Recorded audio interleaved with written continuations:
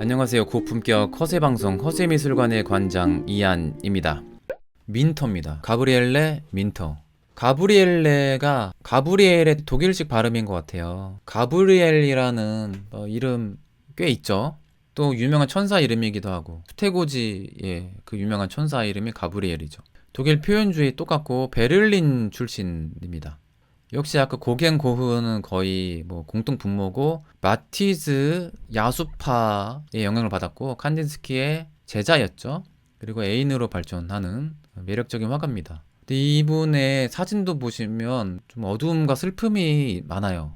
자, 처음에 1902년도 미넨 예술가 집단 팔랑스 그리고 미술학교였어요. 그 회화 클래스에서 칸딘스키 선생님을 만나요. 그림을 이제 지도하다가 칸딘스키가 이제 그림도 잘 그리고 학생이 좀 이뻤나 봐요. 이후에 미넨의 남쪽에 알프스에 여름 캠프가 있었나 봐요. 여름 회화 수업에 이 민터를 초대했습니다. 그러면서 애인으로 발전한 거죠. 그 칸딘스키 선생님 시절에 이렇게 표현을 했대요. 그림을 이전에 그리기 시작하면 갑자기 깊은 물속으로 뛰어드는 것 같다고, 너무 어렵다는 거죠. 수영을 할 수 있을지 미리 알 수가 없다고, 뭔가 좀 무서운 거죠.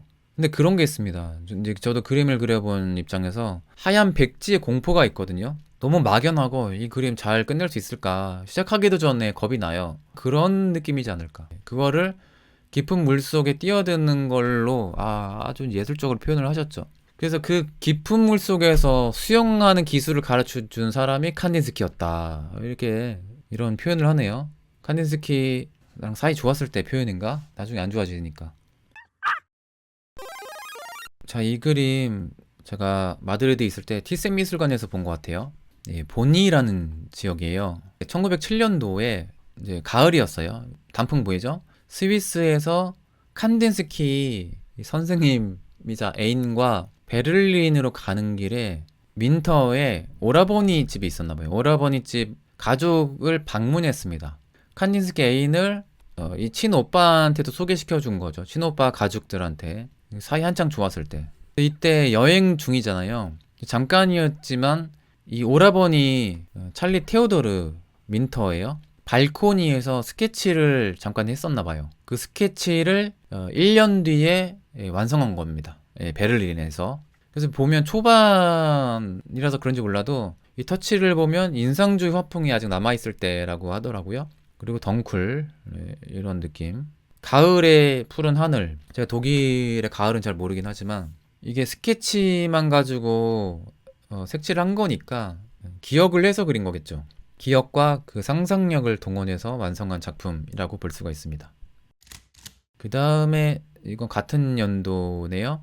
자, 이 그림은 평가로는 뭉크와 마티즈의 영향이라고 이제 소개는 해놨어요.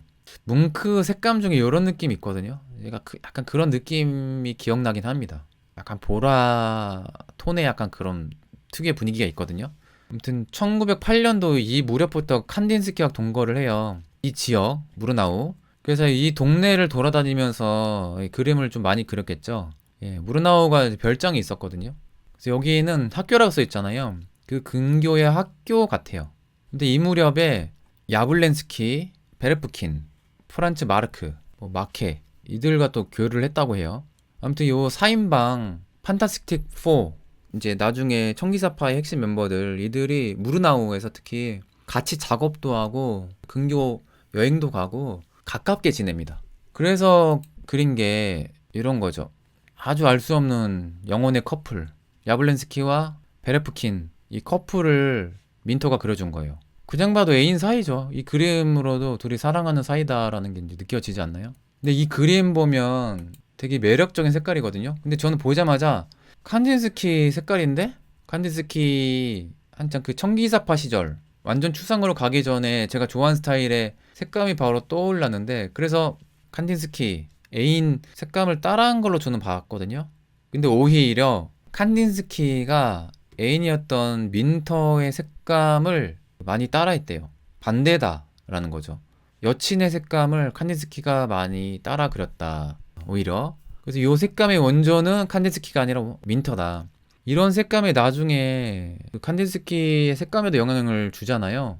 나쁘게 말하면 좋은 거 쏙 다 빼먹었네요. 그죠? 칸딘스키가 제자지만 색감을 너무 잘 쓰네. 따라해봐야지. 이제 내 거네. 이런 거죠. 물론 칸딘스키한테 그림을 배웠으니까 서로 영향을 주고 받은 건 맞는데 이 원조는 민터다라는 거죠. 아무튼 이 무렵부터 무르나우에서 제일 많이 지냈지만 칸딘스키 애인하고 유럽, 네덜란드, 뭐 이탈리아, 프랑스, 유럽 및 아프리카 여행을 했거든요.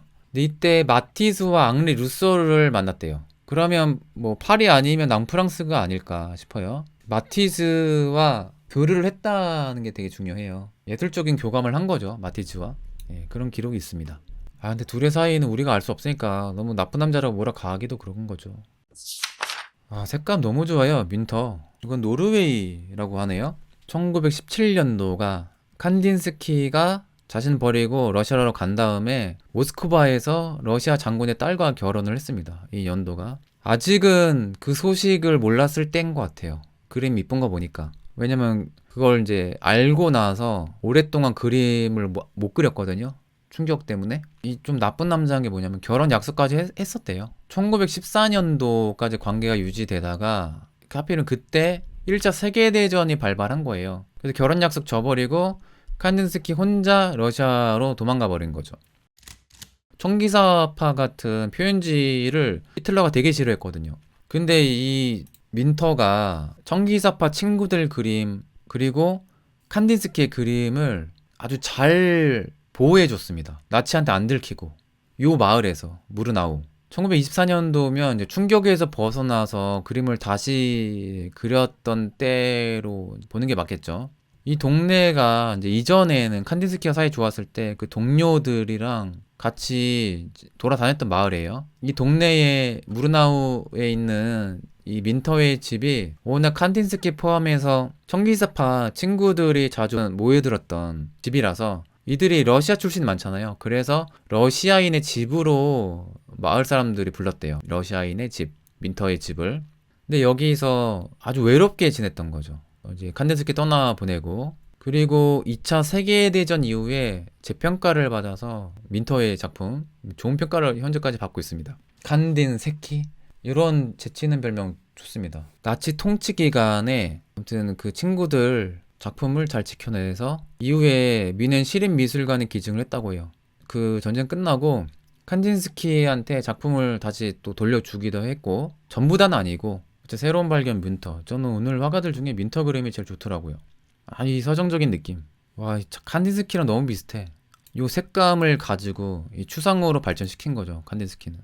1차 세계대전 전쟁 아니었으면 칸딘스키가 독일 당장 떠날 이유는 없었겠고 그러면 인생이 어떻게 달라졌을지 모르죠.